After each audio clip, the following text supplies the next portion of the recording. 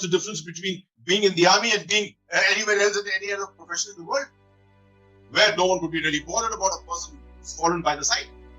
In our case, no one is allowed to fall by the side. Every man is a part of us, is a part of the group, right? We carry along our dead, we carry along our wounded.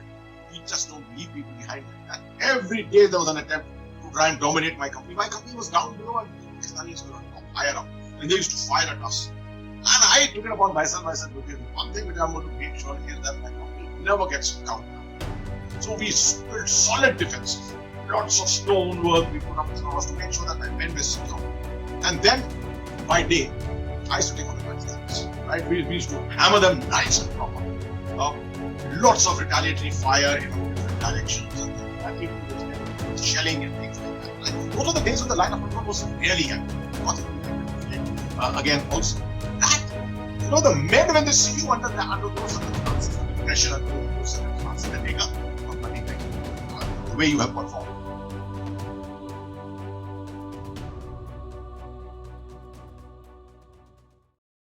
So, good evening, sir. Hi, good evening. Good evening. How are you? All good, sir. It's such a privilege, sir. Thank you so much. Well, lot of young people are there, sir. They are the future of this country. Absolutely. We're looking forward to speaking to them. Yes, sir. Yes, sir. So, request permission, sir. Yeah. Let's go ahead. Yes, sir. So, ladies and gentlemen, boys and girls. So today is beginning of 2022 with a bang. None other than Lieutenant General Syed Ata Hasnain, sir. And sir is Pvsm, Uysm, Avsm, SM, VSM&Bar. And if you're not a Fauji, you even if you're not a Fauji, that the entire credentials speak about, sir. As being a Fauji, I can know the amount of effort sir would have put in from his commissioning in 1974 till he relinquished his command and the uniform. So sir has been one of those Faujis with illustrious career. Trust me when I say that. I have seen being in Fauj, I have seen the life, and this the entire spectrum. Very few Fauji officers will carry that pride and that that weightage of being such a wonderful human being. Sir has been known as People's General. अगर आप सबको नहीं पता होगा तो sir has been known as People's General. Very, very instrumental in those region of Kashmir where things were not right, and that is the time when sir took over, when sir went there, and that's his one of the very famous thing is his concepts called scholar warrior concept. I have heard it when now I work for corporate, so I have heard it. Many of the corporates have adopted that thing about the HR management. बड़े jargon होते हैं बाहर, all those IMs and IMBs and A's and C's. But trust me, what military leadership teaches you, sir Jeeta Jhagta example. Sir is an encyclopedia on that. So it's all of us, we are lucky in this beginning of 2022 to have such a wonderful personality amongst us. So a warm welcome, sir. A warm evening, sir. Warm evening, sir. Jai Hind. Thank you very much. A very happy new year. नया साल मुबारक हो सबको जितने यहाँ पर शामिल हैं हम लोगों के साथ. And it's a pleasure. My joining you is a sheer delight for me. Likewise, sir. Likewise.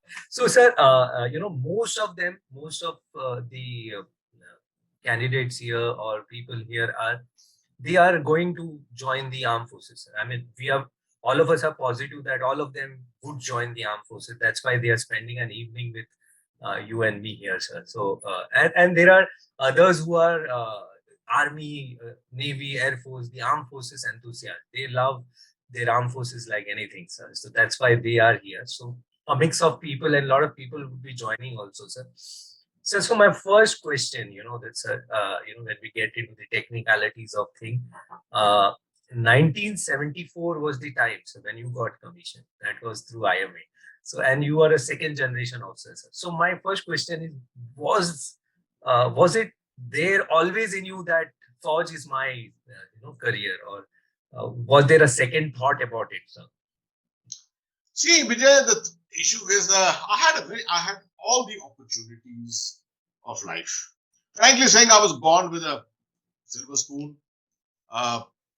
Education in the finest of institutions. I was in Sherwood College, Nainital. That's a school where a lot of Faujis have gone. Field Marshal Malik Shaw himself, General V.N. Sharma, the Army Chief, then the first Paramveer Chakra of India, Somnath Sharma, all come from the same school. So I went to that school also. I could have gone to NDA. I did not go to NDA. That would have shown a commitment to say that, yes, I was hell-bent on only joining the armed forces. But I didn't go to NDA. I came to Delhi. I went to St. Stephen's College, one of the best institutions of India, you're aware. And I said, let me keep my options open. And at the end of the day, I said, after I had done my graduation, I said, let me look at the army. I'm one of the rare people from St. Stephen's College who joined the army. And a lot of people told me, what are you doing going to the army? From here, everyone goes to the civil services, to the foreign service, to the corporate world and things like that. I said, no, I've got a different calling. I had been inspired very greatly by my father's regiment. I belong to the Garhwal Rifles, the same unit, which is 4 Garhwal Rifles, one of the very famous units of the Indian Army. And that inspiration remained with me. I was very loyal to that inspiration, and I decided that I will go and join the army.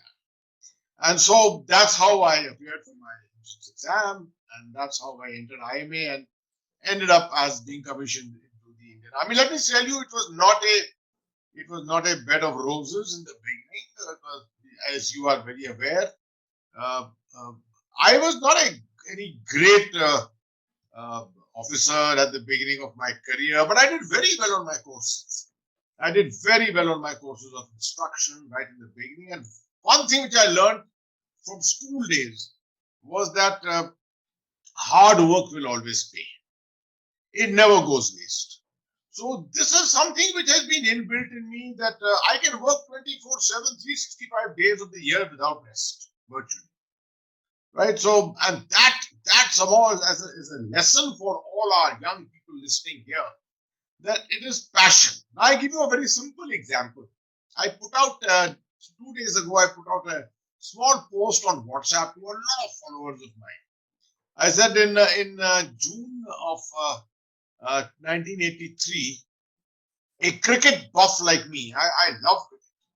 The final of the 1983 World Cup final was taking place. There was one color television in the JC wing of the Army War College where I was attending the JC course. I could have gone and enjoyed myself for those 6-8 hours of watching the final. But the next day, I had an examination, the JC course, Junior Command course. And anyone who knows what is JC course, you should know that this is the first career course of the Indian Army. And I decided I will not watch the match. I will go and study. I studied. I got an alpha grading on that course. I never looked back. Today, almost 40 years later, I regret sometimes, why did I miss that match? But I'm looking forward to seeing 1983 because of that. True, sir. In fact, when you said you are a cricket buff, to all my young friends who are listening, sir was the founder of the KPL, the Kashmir Premier League, roundabout in the year 2011. So absolutely, that was we will speak about it to sir in the coming sections. So sir, when you went to IMA, sir, so all of them are very much interested in knowing a bit about the academy life, sir. So how was your time at IMA, sir? Especially since we had a Josh in 1971 where we had won a war, and then 1974 you were in IMA. 72. In fact, I joined IMA in 72. 72. Okay. So that the things would have been in very high, sir. Absolutely. But let me tell you, if you are coming from an absolutely civilian background, it will hit you in the beginning. It doesn't matter. It will hit you. It hits anyone. It's a culture change, complete culture change. If you are going from a college into IMA or OTA, right? If you are someone who has got a military background, your father, your parents are from the military side, etc., you would have known most of these things. But suddenly on ground, when you are at the lowest level, that means you're a cadet now, and no one is giving you any respect. You are just being ground into to change the shape and idea of your thinking, that is the time when you come under tremendous pressure. There's a lot of pressure. They'll make you get up at 3 o'clock in the morning and make you change dresses 5 times, all kinds of different dresses, so that you know what military dresses are, how to put on military equipment, how to put on your boots, how to put on your anklets. And there are ways of doing things, typical military ways to become perfect and all that. No one wants to take a chance ever in the army on these issues. What they do is they want to make sure that they teach you well before, so that in a structured way, you know exactly what is expected from you. A lot of people who wilt under pressure.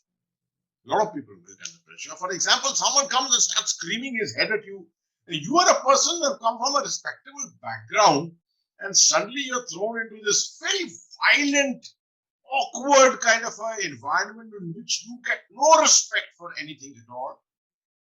You suddenly tend to lose your balance. The whole idea is to make you lose your balance, because you will emerge from it. You will realize in a month's time, 6 weeks' time, your personality starts changing.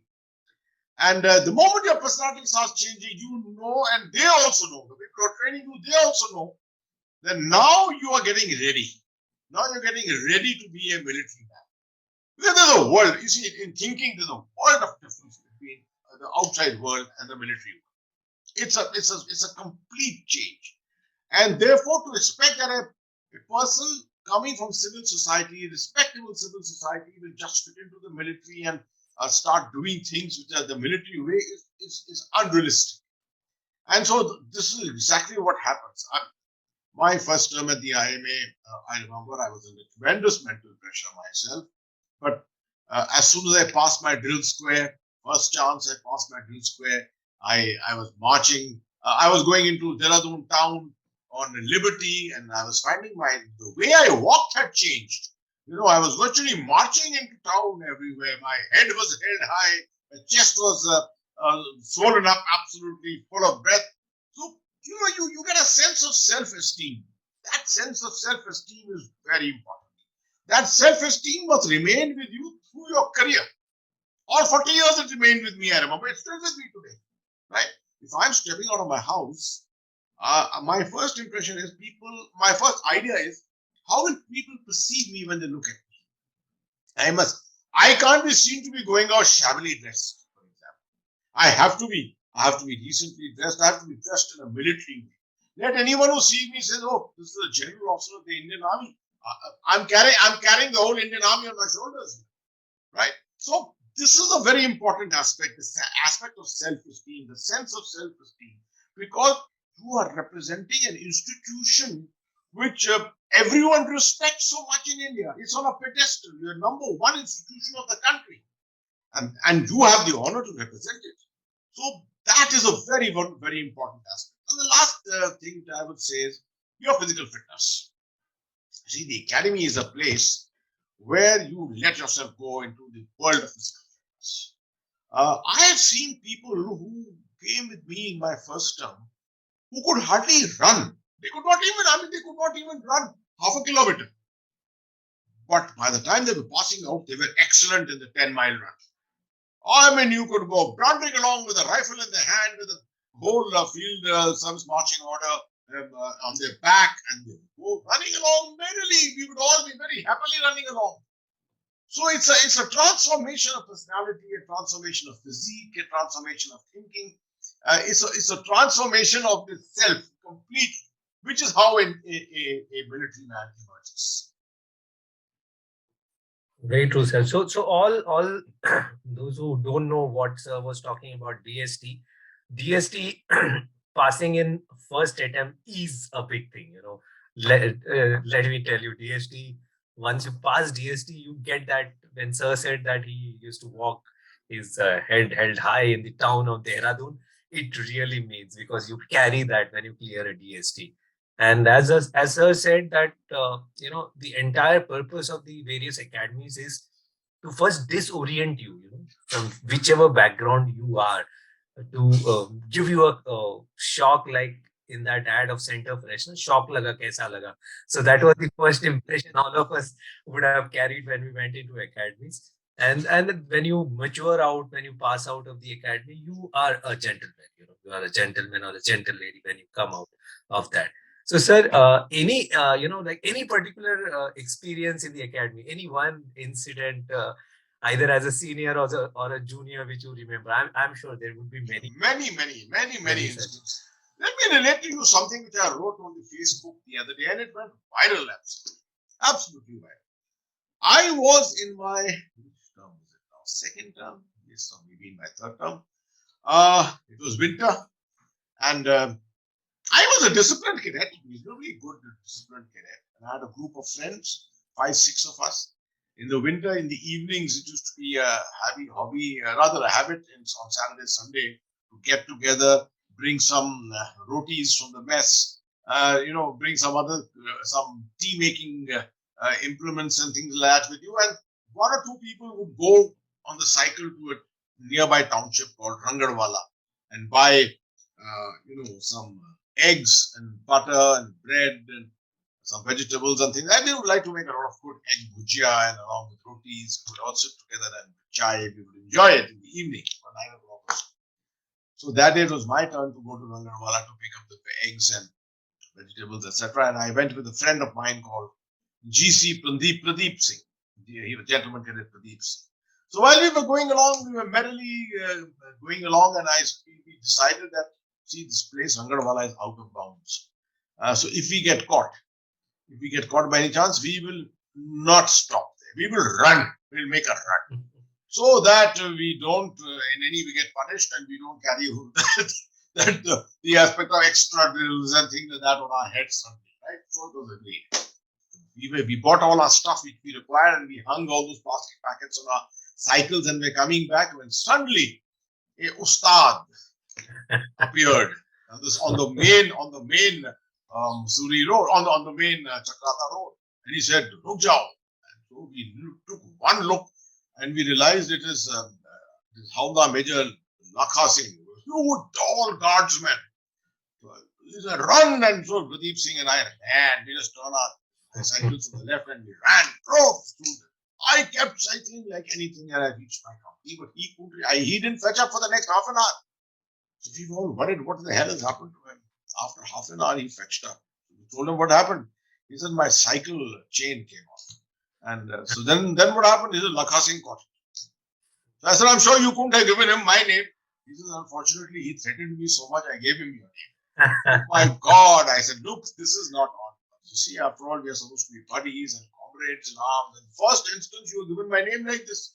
So anyway, we had our dinner, and I couldn't sleep that night. And next morning, I was told that I have to report at the drill office. So I came next morning, I put on my hackle on my beret, and I reported to the drill office. And Howdah Lakha Singh came there, and he said, I'm going to get you relegated. If not, I'm going to get you withdrawn from this academy. You are one of the worst cadets I have ever seen. Imagine asking you to stop, and you run after that, something like this. This is the worst case of discipline. And I was sure that I'm going to be relegated or something or the other. But suddenly, out of the blue, another Howdah Major, another star turned up. His name was Howdah Major Balwant Singh Negi from Garhwal Rifles. Now, he happened to be from my father's regiment. No. So I don't like claiming it that I was taking a favor, but Howdah Major Balwant Singh knew me very well. So he told Lakha Singh, what has this cadet done? He said, this is exactly what I'm going to get him relegated. So Balwant Singh told him, Lakha, I'm your ustad from previous days when I was your ustad in the drill garden. These are minor offenses. Forget it. I will look after this chap. Don't worry, I will punish him. So he took me to a side and told me to get out. And that's how I escaped that punishment. And I can tell you one thing, I owed a lot to Howdah Major Balwant Singh. In later years, when I became the adjutant of the Garhwal Rifles Regimental Center, 10 years later, I got Howdah Major Balwant Singh to come as the Subadar adjutant of the center. Can you imagine? Then there's a favor to return to.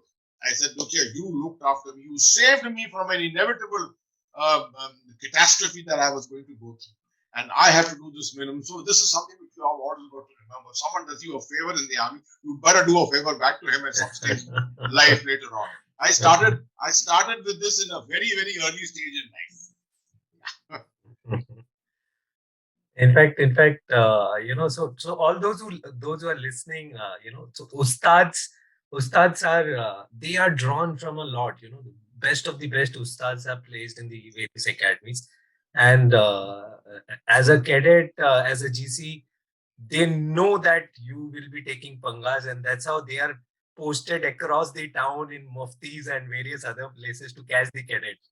So various incidents and examples which sir also shared with one of those, and then sir gave him back in the sense of getting him back to the Garhwal unit when he was posted there. Sir, one one last question in this section is, since you belong to an army family, how was the reaction of your parents during your POP, passing out parade, and what significance does a POP parade stands for, sir? You see, a passing out parade is a very important milestone in your life. People all keep the photographs of the POP, their own photograph taking the last step, the antim pag, as you call it. And also thereafter, the pipping ceremony with your parents, your girlfriend, your some people are also married. Some people who are from the ranks are married, so their wives are there. Mostly it is your parents or your sister or someone who does your pipping by taking or putting the rank on your shoulder. It's a great moment, because till then you are actually a nobody. I mean, you are just a non-entity, but suddenly you become you are now an accepted element of the Indian Army, right? Now I can quote you, the best example is someone like Khetarpal, right? Someone like Second Lieutenant Khetarpal, Paramveer Chakra, passed out in June 1971. Must have put on his pips at that time. His parents must have come there. He must have gone through his passing out parade. In 6 months' time, he was in the front line of the battle with Pune Horse in the Battle of Basanta. Right, his tank had been hit. Despite that, he did not withdraw. You can imagine 6 months' time. Before that, he was a cadet with a non-entity doing nothing. Here, he was commanding 4 tanks, and through those 4 tanks, he was destroying so many Pakistani tanks. That inner discipline, that training which he had undergone, the physical fitness, the sense of commitment, everything came out together. A form of extreme leadership. And it's a transformation which takes place when you pass it. It's a transformation. See, till then you are an irresponsible cadet. I mean, you may be an appointment or something in IMA looking after a few people here and there. That's okay. But now it's a question of life and death. You are going to command, for example, if you come to the infantry, you're going to command 36 men. You are responsible for everything they do, life and death. If you go on the line of control, you may be officiating as a company commander. 120, 130 men under your command. You may be doing patrolling. You may be taking decisions during that patrolling. Your transformation from one part of your life to another in which your responsibilities are suddenly thrust upon you. That is the change which takes place with the passing out parade. It's a great moment, because you've gone through, in our case, it was 2 years in those days. Now it is 1.5 years of privations, difficult physical functioning. You've been through a tremendous amount of physical, exertion which has been thrust upon you. And now suddenly, of course, the same thing is going to continue with the army, let me tell you. It's not as if after the academy you're going to come and rest on the line of control or in CIE operations or something. It's going to be much worse there. But the thing is, now you are considered a responsible leader. So that transformation is very important. And it has to be a transformation of the minds. It takes a little time for people to realize that now I'm an officer. Right? I'm an officer, and when you fetch up in your unit, and your men, your first Hayek comes to salute you and say, I'm your Hayek. So you are welcome to Alpha Company. You are going to command number 3 platoon, and you go and meet your platoon Haldar, and you meet your men, and you go on your first platoon. I mean, it's an amazing experience which happens. But it all starts from the passing out parade. And that's a great moment. It's a great moment of celebration. And why not? That's a milestone of your life which you will always reflect upon. I always advise people, keep your passing out parade photographs. You must keep them intact and keep them well, because you must must frame them properly and keep them in your house properly. Respect that moment in which you entered from being a boy to becoming a man, a soldier in the Indian Army. Very true, sir. So that's why I keep on telling all of them whenever I speak to them, that's a moment. That's a moment for both men and women who will be passing out of the academies, various academies. And that moment has to be treasured, because I always quote this example. So maybe the richest man on this earth, maybe the richest man in our country, maybe the Ambanis or the Adanis, even if they put in all their money to buy that moment, it's not possible. Not possible. That's earned. Absolutely. Anything That's for that earned. moment. Anything for that moment. Very true, sir. So you were commissioned into 4th Garhwal, sir. Right? 4 Garhwal rifles. That's right. Was it like when you were given an option, or how was it, sir? You see, everyone is given an option. Everyone is given an option, but there are methodologies which are followed in allotting the arms and services to people. No, it can't be that, let's say first 20 super block, first 20 in the merit. All the first 20, let's say, if they say they want to opt for parachute regiment, you can't send 20 people to the parachute regiment. Or all 20, okay, 10 people say we will join armored corps, 10 people say we want to join parachute regiment. You can't send them, right? So there's a system by which you have a prioritization. Number one priority is if your father has commanded a unit. If your father has been the Subedar major of that unit, if your father has been killed in that unit, he's been a casualty in that unit, your father has been wounded in operations in that unit, then you will automatically get that. This is the first priority which is given. It's the tradition of what is called passing it on. The one from father to son, the mantle carries on. So this is the first thing. In my case, this is what it was. I took I could have not opted for 4 Garhwal. I could have opted for armored corps or for artillery, and then I would have gone through the normal process. But since I opted for 4 Garhwal, and 4 Garhwal was my father's unit, he had commanded that unit, I automatically was allotted 4 Garhwal. Otherwise, just for the benefit of your viewers or your young friends here, let me tell you, there is a way. You see, you have blocks. You make blocks of 40 or blocks of 60. If there are 400 people passing out, then you make blocks of 40, right? And in that, let's say in the block of the first 40, you will put people from different, from different stages of your merit list. For example, you may put number 10, number 19, number 32, number 46, number 58, number 75. So that there's a sprinkling of very good people, of very high achievers, sprinkling of middle achievers, sprinkling of low achievers, who will go into one block, right? And in that block, then there'll be allotment of so many armored corps, so many infantry, so many artillery. And accordingly, that will be allotted, right? The other thing is, a particular unit, for example, if I have opted for, let's say, 7 cavalry, right, in the armored corps. Now, if last year also 7 cavalry got an officer from direct entry, or he got an officer from XND, and I am also XND, then I cannot go to 7 cavalry must have a sprinkling of people who are direct entry, short service, XNDA, ACC, TSOC, different entries. So there's a mix and match in the entire army. It never happens that the best or the most physically fit go into one section, the most intellectual people go into another thing. No, that it will make a wonky system in the entire army. But the last point here, let me tell you, not always do the best people do very well in the army. You may have done very well in the academy, you may be a sword of honor, you may not end up anywhere in the army in later years.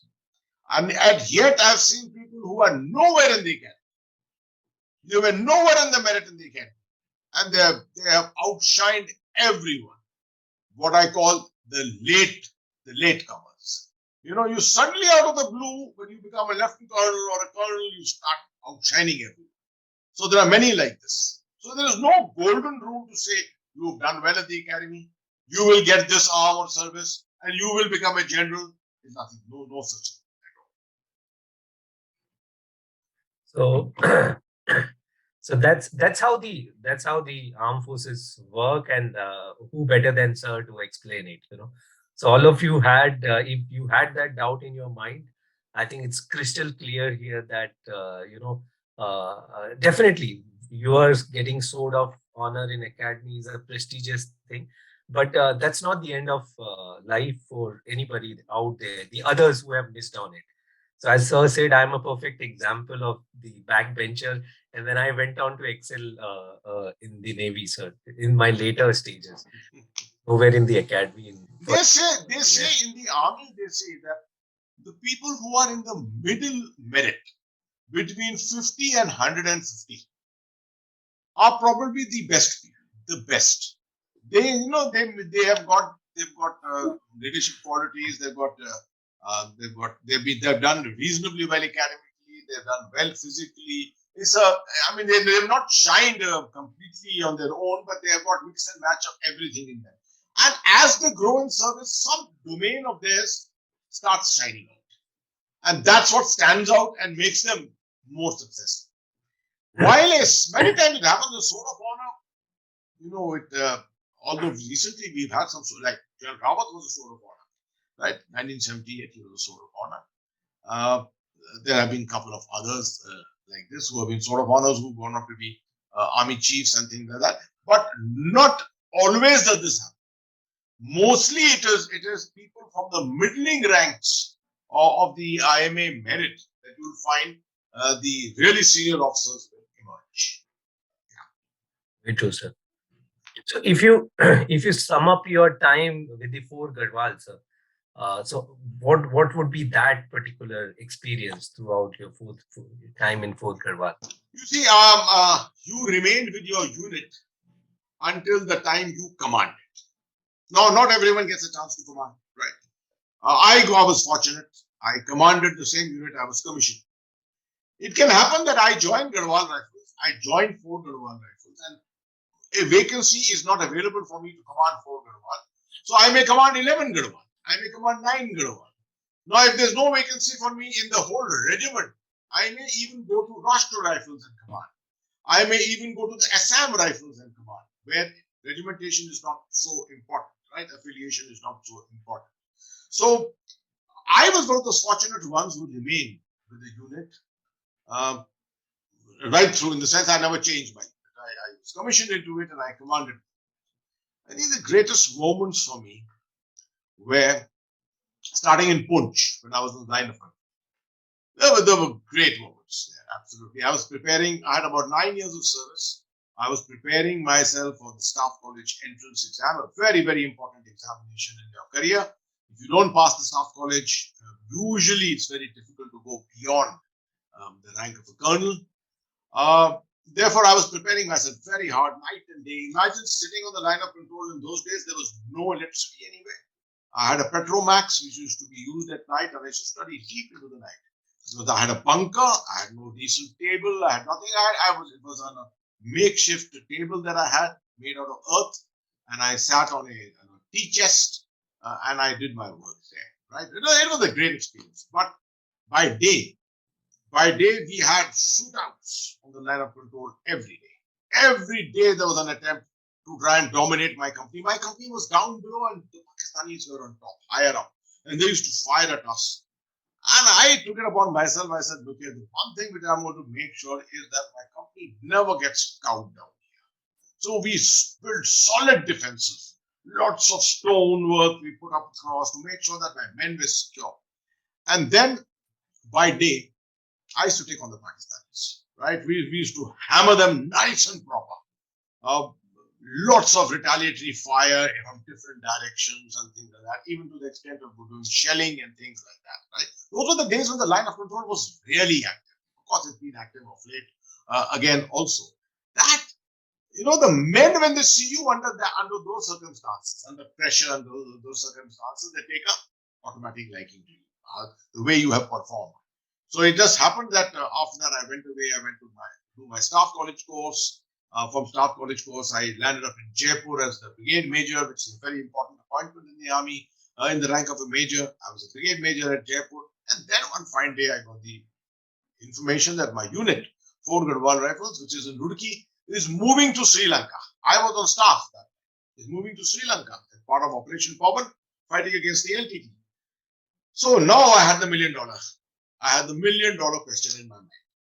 So I rang up my father. Oh my God, what happened? I rang up my father, told him, see, I'm commanding a unit which you have commanded. I'm not commanding a unit, sorry, I belong to the unit. My unit is now going into operations. This is the time I think my unit needs me. Don't you think I should volunteer to get back to the unit? And my father straight away told me, you must get back to the unit. So I put in writing, I put it that I want to be posted back to my unit. I was sitting comfortably in a lovely peace station. Jaipur was such a lovely station to be in.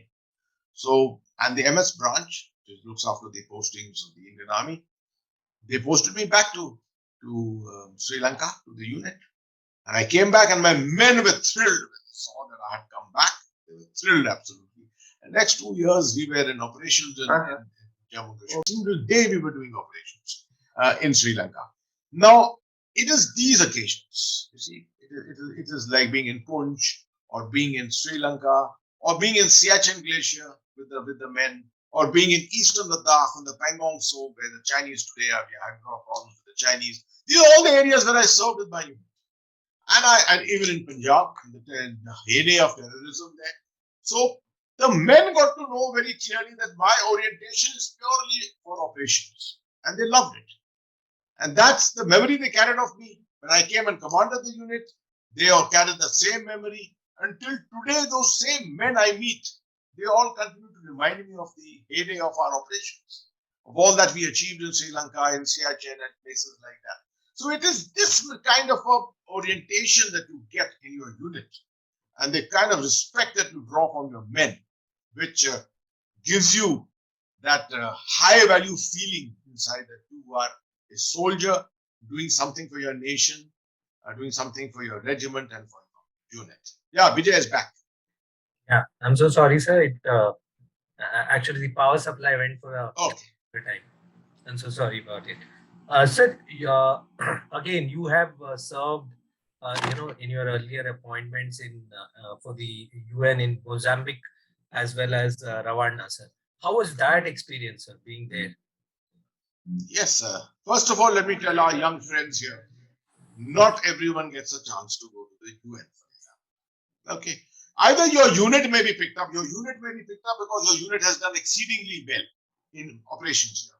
There's a very fair system of picking up the best of units, right? They are picked up to be sent to the UN. Or you have individual officers who are picked up based on their own achievements and who are sent as staff officers or as what is called UN military observers. I went as a UN military observer to Mozambique. I went through a fair and square selection process at the MS branch, where I went through an interview. I was selected, nominated, and that's how I went to Mozambique, and from there shifted to Rwanda. That's a classic experience in the sense, you see, we had about 40 countries represented there, including Pakistan. And we had in Mozambique, there was no infantry unit in Mozambique. We had a headquarter company, we had military observers, and we had staff officers, right? But one thing you must remember, the quality of training that the Indian Army gives, field training, field experience, and staff training is of such a high order that you cannot find that standard anywhere in the world. So people who were serving with me there would not even come near me or near any of us in terms of the quality of our staff training and our ability to do, normal military routine work, right? And for example, something which will make you very proud. Even the headquarter company, which had clerks, Indian clerks. Now the Indian Army clerk is very, very efficient. We picked up the best clerks of the Indian Army, about 70, 80 of them, and sent them to the UN. And I still remember that in the corridors of Maputo, the capital of Mozambique, in the corridors there where the headquarters of the UN was, people would stop me. They would see the sign on my shoulder saying India, and they would stop me in the corridor and say, "Oh, can you do us a favor?" I would say, "Yes, what can I do for you?" And they would say, "Sir, can you give me an Indian clerk?" I say, "An Indian clerk? I mean, how does that make a difference to you?" They say, "Sir, they are so efficient. They are so efficient. If you have an Indian clerk, then no one has to do any work at all. That's the reputation that the Indian clerk carries." Can you imagine? And then you look at the other things. Look at the infantry units of ours, the kind of, the units which went to Somalia, the units which went to Rwanda, the kind of work, welfare work-oriented work that they did for the people there, constructing, schools, constructing small medical centers, doing work for women empowerment, all kinds of things which we do in Kashmir many times to reach out to the people. All that we brought to the UN. And it was never done in the UN in that manner. They learned from us that this is the way a military orientation is. This is how military-civil relationships are established. But I'm also glad to tell you that we were in competition against us was the Pakistan. The Pakistan Army and the Bangladesh Army. All South Asian armies are very professional. The Bangladesh Army also very well turned out and things like that, but they were not as efficient in their staff work and their training and things like that. Pakistan Army was pretty good at it. Although I still put the Indian Army a couple of shades higher, but in terms of officer to officer comparison, in terms of staff work and things like that, the Pakistanis were very good. And let's be fair about it, right? You should know your adversary. They were very good. They spoke good English. Like we spoke good English. We had no problems of language at all. Lots of countries around the world who were represented there. For example, the Japanese, very, very efficient people, but they had a problem of language, right? You had the Russians. They had a major problem of language. The big advantage that the Indians have is understanding the English language, international language. Yeah. Right, sir. So that was an experience which, sir was when he was posted with UN. And as sir said, not everyone get that opportunity. And you have to be extremely that either the unit or the individual has to be extremely, in that frame to be picked up. And that's how, as I said, it's such an illustrious career over the span of various aspects. That is what you can see in the interview. So how was your experience at Siachen, sir? Oh, I went to Siachen immediately from the UN. Now, let me relate here that I had the option. The UN gave me an option of extension. I could have stayed 1 year more in the United Nations, right? Not come back. The UN gives you more money. You can save up some more money for yourself. In comparison, in the army, you can't save up too much money, but suddenly when you're in the UN, you're getting $110, $120 a day, so you can save up some money. Now, I refused that extension for the simple reason my battalion was inducting into Siachen. So this is the second time that the challenge was now getting back to UN. First, it was in Siachen in Sri Lanka. Now I was aware that my unit is moving into Siachen. So the moment the opportunity came, I came back. The unit was already in Siachen. They had already climbed up in Siachen, and I went up subsequently. I was late. I was there for a shorter while. I was late in arriving there, but I was there for the second part of the induction. But it was classic. It was a classic experience in the sense, the kind of unpredictability which you have in Siachen. On the first day, after acclimatizing at 11,000 feet only at the base camp, I flew up by helicopter to this post called Kumar, which is 15,000 feet. And one of my very young post commanders, Lieutenant Hardeep, he was at one of the very crucial posts up in front, post called Ashok. He rang me up from there. And he said, "Sir, welcome. It's so nice I had not even met him. So he was a youngster, absolutely. I was coming back from the UN. So I said, "It's great. It's good to see you, Hardeep." And Hardeep was attached to us from the ASC. He was not even from my battalion. He was the ASC officer attached. He said, "Sir, this is a wonderful place where I'm speaking from, Ashok Post. I hope you will be able to visit me here, sir." I said, "Of course. Let me just acclimatize and I shall come visit you and meet all the men there. So I hope, but please take care. Take good care. Don't be any careless at all." So we exchanged some good pleasantries and I promised that I'd meet him. And he left the phone. In 30 seconds time, maybe a 1 minute's time, I got a call on that phone again. And on that, there was a Hawaldar from my unit who was speaking. I said, "Kya ho gaya?" He said, "Saab to khatam ho gaye." "What has happened?" I said, "What has happened?" He said, "Saab has become P4. He has just been killed by a bullet which has come and penetrated just below his eye." I was flabbergasted. I said, "I was speaking to him 30 seconds ago." He said, "Saab, he came out from the bunker and he looked over the wall and there was firing going on and the bullet came and hit him below his eye. And he fell on the other side of the hillside. His body fell on the other side, deep down. It was a problem of firing taking place. We had to pull out his body at night. One of my very daring Hawaldars went down at the risk and tied a rope to his leg, Nadeep's leg, and pulled him up on top. He had died already 6-7 hours before, and his body had rigor mortis. Now, to get a body down from that height also is very, very difficult. So next morning, the whole morning was spent in getting his body down to one of the posts from where a helicopter would pick it up and take it. But can you imagine, this was my first day on Siachen. So it shakes you. It shakes you up. The very first thing, it shakes you up. If not a bullet which has hit you. In those days, bullets were being fired. Today, there are no bullets and no shelling which is taking place because the ceasefire is there. But at that time, you had the problem of shelling, you had the problem of small arms fire, medium machine gun fire, and very importantly, avalanches taking place, weather casualties taking place all the time. So this is what life in Siachen is. You have to try and make sure that your men remain healthy. You're fighting against adverse weather, and in those days, we were always fighting against an adversary. That's the enemy. Yeah. So again, a small question here before we move on from Siachen, sir.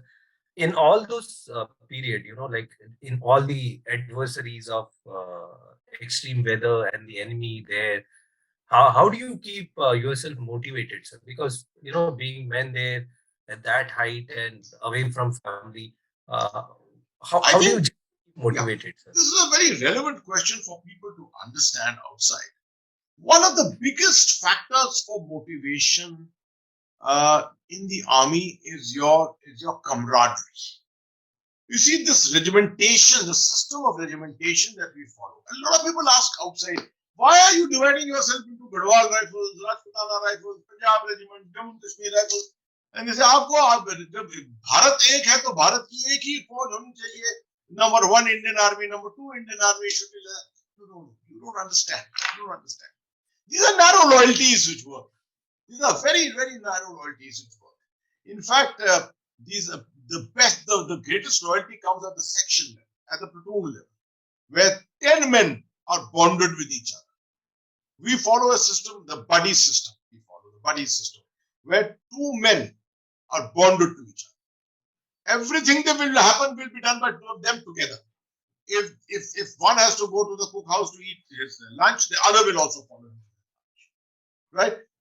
If one is going to the toilet, the other one will also go and stand outside. You can't be separated from each other. Right? You have to understand this. This is where this whole motivation comes from. This aspect of camaraderie. So you are wearing a common badge, you're wearing a common lanyard, you have a common name to that unit. I belong to Garhwal Rifles, I belong to 4 Garhwal Rifles. This is the finest unit of the Indian Army. This is what is driven into the mind of the man every day and night. And you know that you cannot let down the name of your regiment. You can't let down the name of that community which forms that regiment. Right? You can't let down the name of your comrades who are with you. This is what is the driving force at all times. Can you imagine people put their lives to such risk? Someone may fall into a crevasse in Siachen, and 2 men will try and attempt to go down and pick that man up and bring him back. Those 2 men may very well die themselves. All the chances, 50 to 70% chance that they may not be able to come back themselves. The attempt is still made. Otherwise, if that attempt is not made, what's the difference between being in the army and being anywhere else in any other profession in the world? Where no one could be really bothered about a person who's fallen by the side. In our case, No one is allowed to fall by the side. Every man is a part of us, is a part of the group, right? We carry along our dead, we carry along our wounded. We just don't leave people behind like that. So these are some of the very important aspects of motivation and inspiration as such. The officer's role is very important because he is the educated element there, highly educated element, you can say, and he's paid to think. And therefore, you were talking about the scholar warrior concept. I'm sure we'll come back to that when we discuss it later. I always tell my officers, I used to always tell my officers, even in senior ranks, I said, when you get into a contact with the enemy and you're having a shootout, don't get tempted to start firing yourself. It is the duty of your men to respond and fire, etc. It is your duty to direct. If you start picking up an AK-47 to fire, then you are as good as a simple soldier. Nothing more. That is not your job. You are not being paid for that. You are being paid for your intellect, for your experience, and for you being much above the capability of the men. You are there to provide that leadership. Many officers tend to forget this in the heat of operations. Many officers love to reach for their weapon and start firing themselves. This is something which I always discourage. You are not a Rambo. You are a leader. You are not a Rambo. You are not coming out of Hollywood. You are in classic operations of the Indian Army, and your leadership will make a difference. That's a very important thing. In fact, yeah, that's a very, very valid take on leadership aspect. One of those for which, there's a concept which, sir, many of us in the armed forces speak about the concept which was driven by sir and many, many scholarly articles by him. And that is what leaders are. That's when we speak about the terms like OLQ and things like that. So this is where it is derived. So this is what the OLQs which happen. So sir, later when you have been termed as People's General, sir. So when you were posted to Kashmir and things were not great that time. Even today, how we have, but then that was the peak of the time when you were posted there, sir. So how was your experience there? And you being a cricket fan also, since I'll club this question also, you started the KPL, Kashmir Premier League, to bridge that gap between the army, the civilians, and to get them closer to all the elements of the societies, various facets of societies. So how was your entire experience in the Kashmir, sir? And since you are a very well-respected and a very renowned personality over there, people will, worth their salt will die for you, sir. That's what I had researched about you. So how was that experience, sir? Thank you for putting me on a pedestal, absolutely. And I have no great claims to fame. But what I can tell you is, my experience of Kashmir continued to multiply. You see, I had been in Punch early on the line of control. I had been in Siachen, been in Kargil. I came back to the valley. I was in Avantipur during the Kargil crisis, looking after South Kashmir, the area which is burning today, the area of Pulwama, Shupiyan, etc. Then I came back as the Uri Brigade Commander, and I came back as the Baramulla Division Commander, and ultimately ended up as the Corps Commander of Kashmir. Each tenure gave me different lessons. Somehow I'm blessed with a memory that I don't forget those lessons. Those lessons remain embedded in my brain, although I had recorded many of them on the paper also, but most of them remained in my brain. And each time I came back, I said, I will not make the mistakes I made the last time. Right? Now, what you have to remember is, what is happening in Kashmir is not a conventional war like 1971 or 65 or 62. It's what is called a hybrid war. Low intensity conflict perpetuated over a period of time with a series of activities. Terrorism, financial issues, right? Making use of fake currency, ideological inspiration, radicalism, media pressure on separatism, stone throwing in the streets, involvement of the public, involvement of women. I mean, you call it the n number of domains that you are dealing with every day, right? So when this whole separatist thing started in 1989, Kashmir trying to be taken away by Pakistan, the Indian Army came in hammer and tongs, and we used the stick, and we made sure that Jammu and Kashmir did not change, go away from India. Now, 20 years later, I could be seen in 2010 as a corps commander to be doing exactly what was happening in 1989. Things had moved, had changed. The strength of terrorists had reduced. We had killed so many terrorists. The people were still not with us. The people were not with us. The people were against us, and the army had made a lot of efforts. I mean, I'm not the first one. Any number of efforts have been made by many people. I just said, let me see if we can do things differently. Right? The army was following a system called Operation Sadbhavna, a very, very good system in which we had opened up lots of schools for education of young Kashmiri children. We had national integration tours of taking children out into different cities of India and showing them the progress of India. We had medical camps for elders. We used to do cataract operations for elders. I remember 80, 100 operations a day that we were doing free of cost. Our doctors were doing. Right, we were building small infrastructure here and there, little electricity grids, a little bit of water, pipelines here and there. One very important contribution of the Indian Army, which I must tell you, because otherwise it doesn't get registered anywhere. In Jammu and Kashmir, all the schools that were there was never a toilet for the girl child. Can you imagine? Not a toilet for the girl child. Where does the girl child go? She goes to the fields. Is that fair? It's only the Indian Army which realized this, and we started building toilets for young girls in all the schools of Jammu and Kashmir. Right? It is these kind of things that showed that we had a very human aspect to soldiering.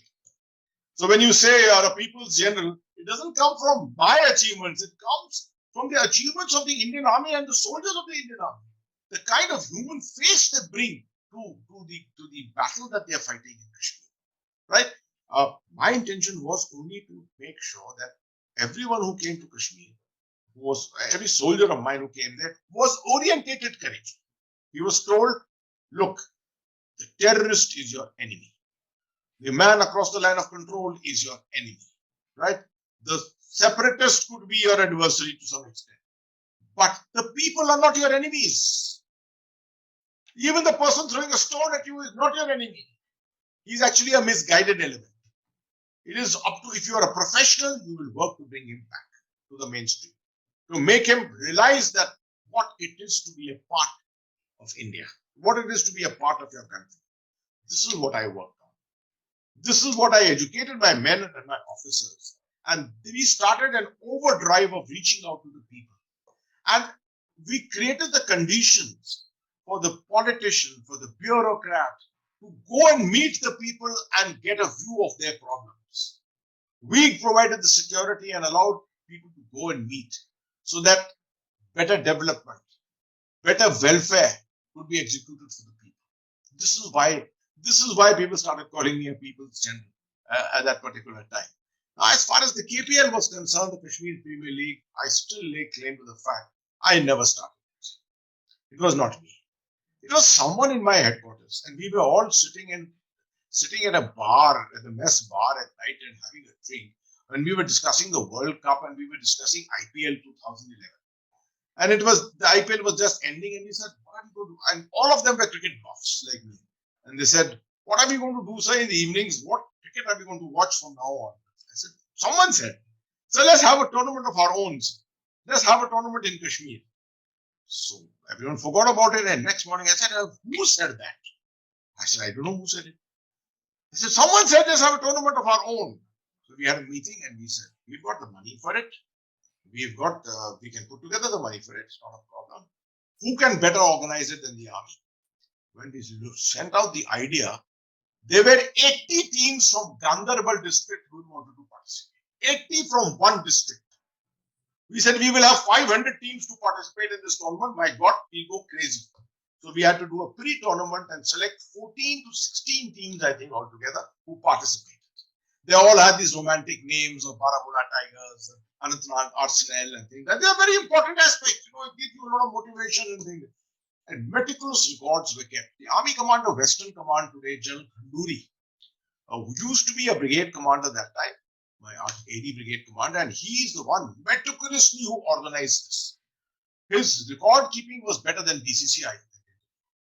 And we had Bishan Singh Bedi, who came as the advisor to us to give us advice on the conduct of the tournament. And I asked him, how much money do you think the BCCI would have spent on organizing 390 cricket matches, the way we organized over 3 months?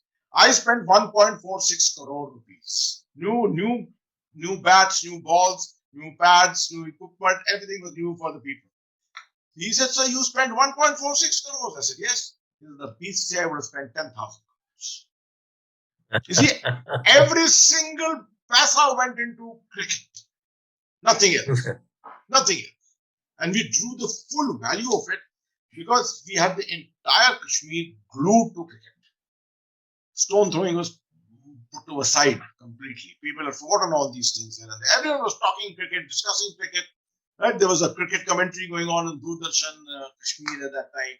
And this was what was my intention was to create a national theatre out of this. We did create it, though it didn't last very long, but we did create. Parvez Vasool came up from this tournament and played for India.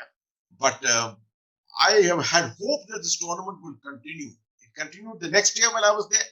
Thereafter, somehow, I think later corps commanders and others were not cricket buffs the way I was. So probably interest ran out. Yeah. True, sir.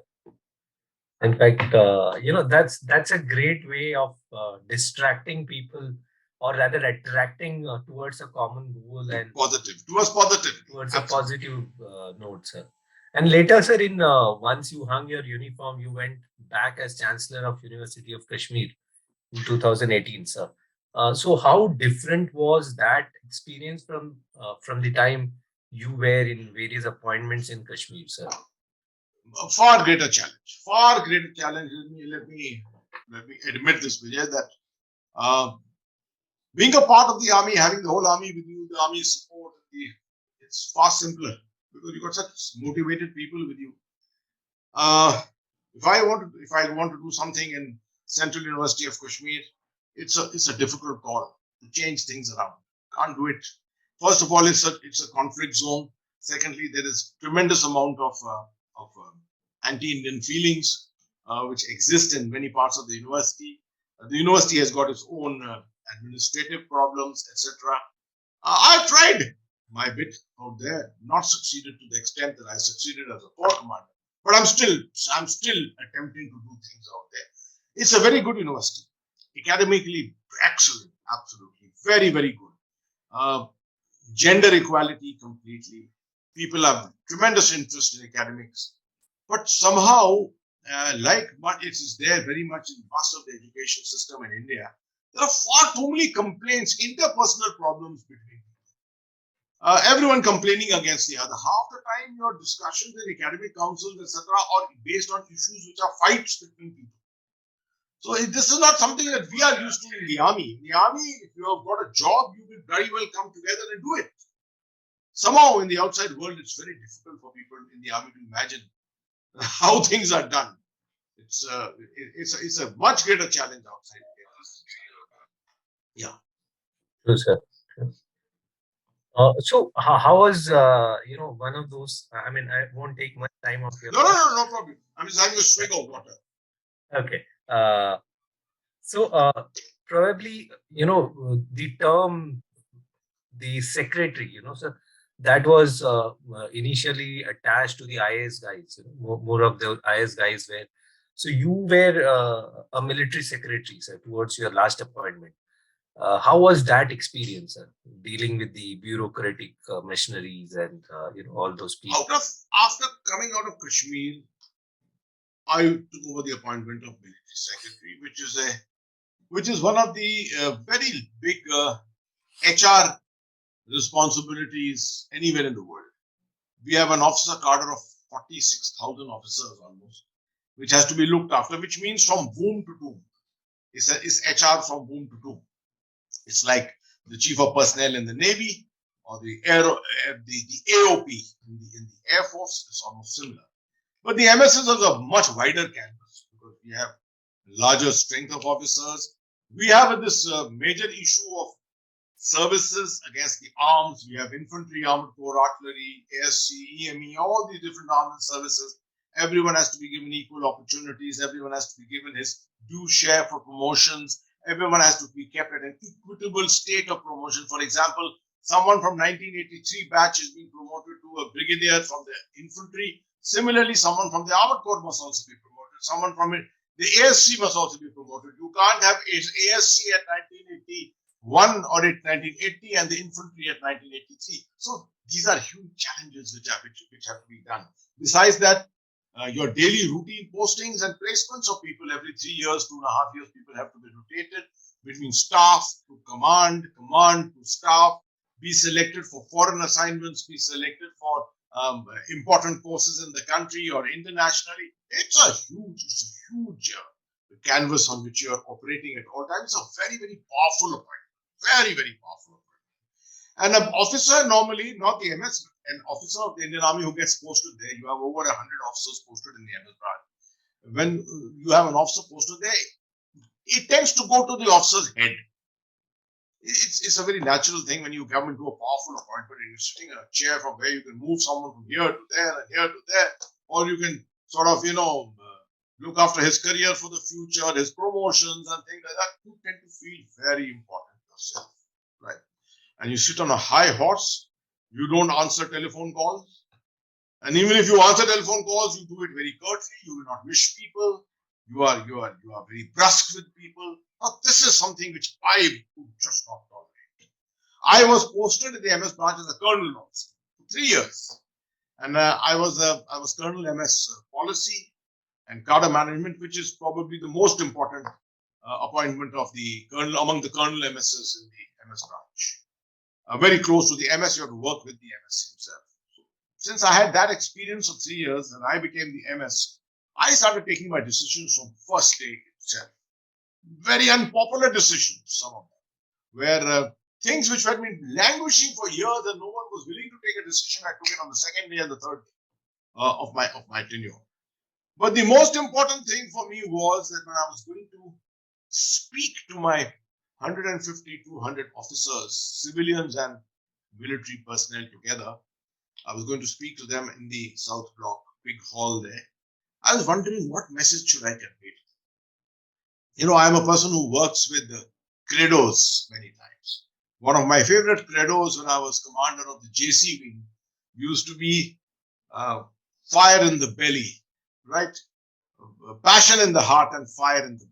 I thought that epitomizes what an officer should be. Passion in the heart to get something done and fire in the belly, the energy to do it, right? So similarly, I thought I must have some kind of a credo for the MS branch. And the credo which came to my head while I was walking up on the stairs going to give the talk was, play friend, not God. Play friend, not God. You can't treat yourself to be God here. Unfortunately, everyone who was coming to MS branch was thinking he's God. Sits on his chair and thinks he become God and he can spin people around any way he wants. I said, you are not God. You're supposed to be the friend of the people. So I said, every presentation in the MS branch will start with this credo: be friend, not God. Be friend, not God. And that I drilled it into the heads of my staff. And I used to give surprise telephone calls to see who's picking up and who's not picking up. And everyone started picking up the phone after that. I made sure that they were courteous to people. I sent dummy messages to see what are the response which will come. And in that manner, we changed the spirit of the branch to a great extent. More courteous, more forthright, more out, reaching out to people, etc. Otherwise, a man coming to MS branch is treated like, nothing. I started walking around the MS branch to see who is roaming around here who doesn't know where to go. I said, someone who doesn't know where to go can come. I will guide him on what has to be done. So people to get upon themselves and all. We might as well guide people properly. So the whole tone and texture of the branch changed. This is what I always say. You need a leadership angle in any of these appointments, a leadership angle, and you can change the complete tone and texture of that department or that organization. It can become completely different to what it was the yesteryears. Very true, sir. In fact, to all my friends who are listening, later many organizations had adopted that playing friend, not God, mantra. So sir was that initiator, and he was the creator of that particular line. Because I have heard in many of the corporates that play friend and not God. Because once you reach that position, you can automatically self-profess that you are a God. Absolutely. And the friendliness and everything lost. And being in the armed forces, not from the personal branch, I know that as an officer, as a sailor, or this thing, how important personal branch is for us. And absolutely.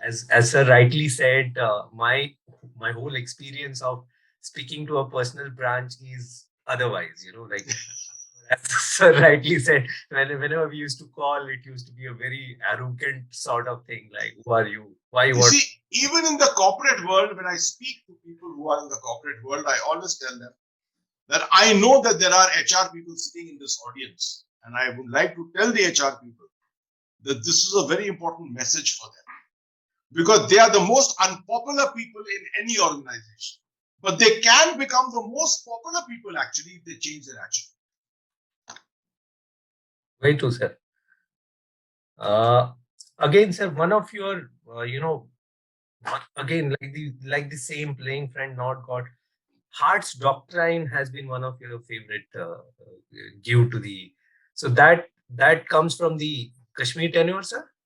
Yes, that came from the Kashmir tenure, and as I explained it partially to you already. Correct. But let me tell you, in 1997, the Indian Army launched a scheme called Operation Sadbhavana.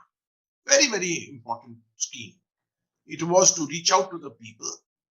A separate budget was allotted for it. And it was mostly military civic action to allow better relationship at the tactical level between the company commander, the battalion commander, and the people around. Right. Under this, we have set up 43 very, very high quality goodwill schools in Kashmir. Everyone vies to send his children to these goodwill schools. We have set up some very good hostels. We have set up some orphanages and things like this. Lots and lots of welfare activities for the people. When I went back there in 2010 as the Corps Commander, I realized that all this which is happening at Sadbhavana is at the tactical, sub-tactical. I said, winning hearts and minds of the people is not the job of only the Indian Army. The job is of the nation. India has to do this, which means the Indian bureaucrat, the Indian politician, the Indian policeman, the Indian intelligence man, every single person matters here. Because when you're fighting a hybrid war, countering a hybrid war requires what is called an all-of-government approach. You can't leave it to the Indian Army to fight this war alone, which is what has been happening in Kashmir for far too long in the earlier years. This is the job of the army. The army can't handle this. The army is trained up to a point to do things, right? So the ownership of this, I call it super Sadbhavana, bigger, higher levels of Sadbhavana. The ownership of that must be taken by the government of India, by the people of India. This is what is the heart stop, right? Reaching out to the people with your heart. To tell people that the AK-47 is not my weapon. The AK-47 is a weapon against the terrorists. It's not a weapon against you. Against you, I have only got one weapon, and that is my heart. I will use my heart to win your heart. And that is how we will put this thing together to make Kashmir an integrated part of India. This was what the Hearts doctrine was all about. A lot of people adopted it subsequently, and still a lot of people are adopting it. Even the current Corps Commander is actually following almost the same doctrine today. Right, sir. Great to know, and great to know in detail, sir. And probably one of the last questions of today, sir, before I open it to my friends in the audience for some time. You have been a advocate of the leadership, sir, wherein you believe in a type of leadership wherein you emphasize a lot on individual, and there was this concept of scholar warrior concept, sir. And what we hear, all these youngsters are here, they always hear of OLQs and they talk and the leadership. So what is the concept, sir? What is the concept of scholar warrior? See, simply the scholar warrior concept, first of all, is not my original concept. I never like to take ownership of something which has been started by someone else. It was started by in the US Army, in US Armed Forces.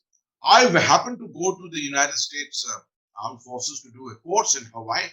I picked up the whole concept there, refined it to my own requirement, and refined it to the requirement of the Indian Army, sold the idea to the Indian Army.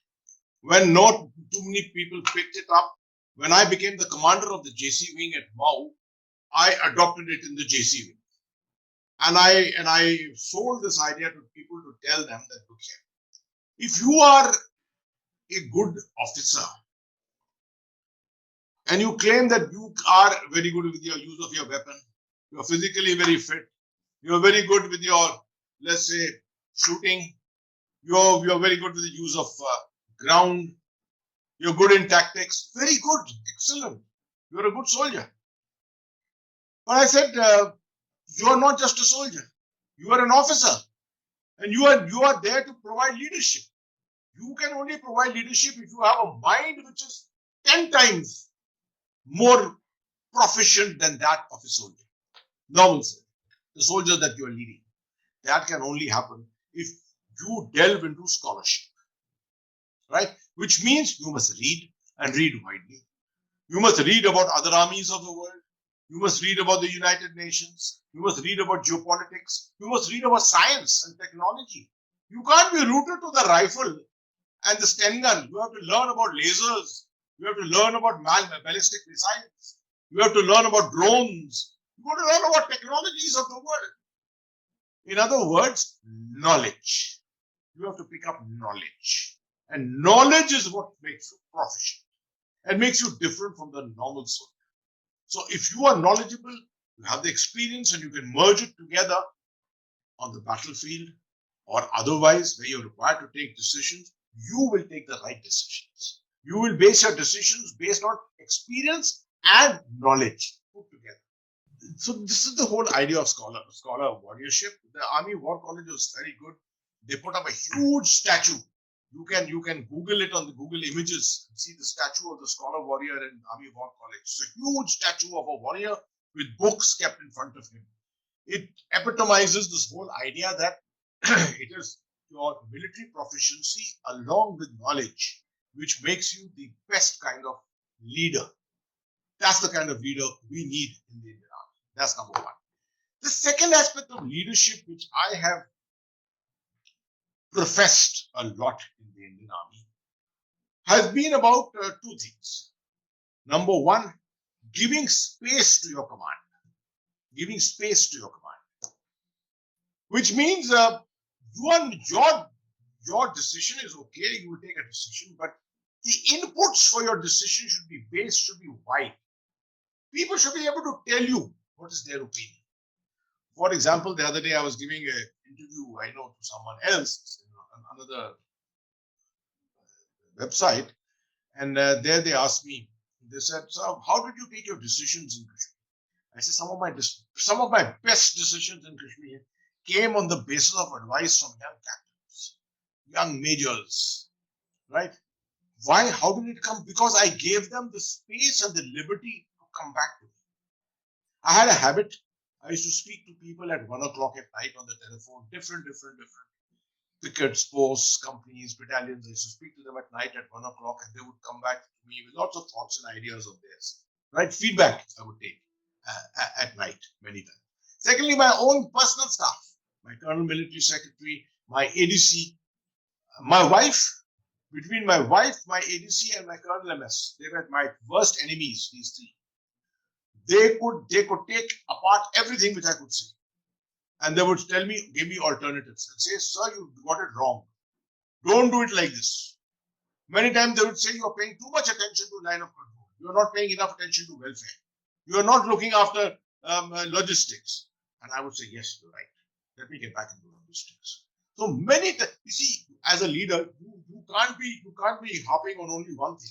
You have to be looking at multiple things at the same time.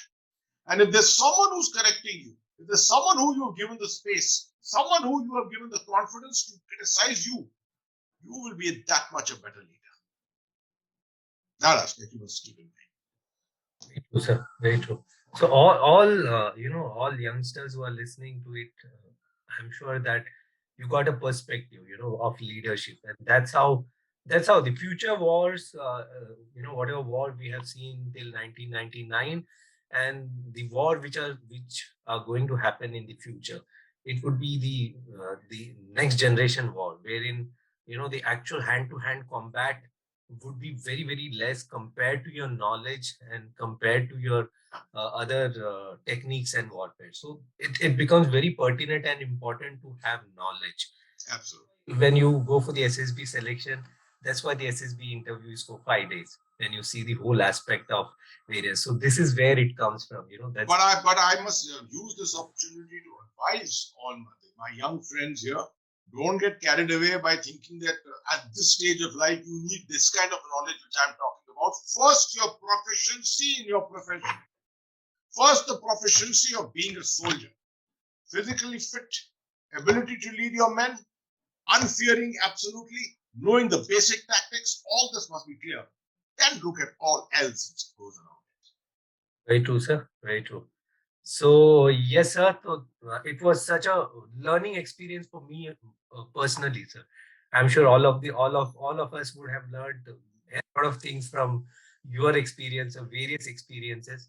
And at this age, for me, it was such a wonderful learning, sir. So thank you so much, sir. Thank you.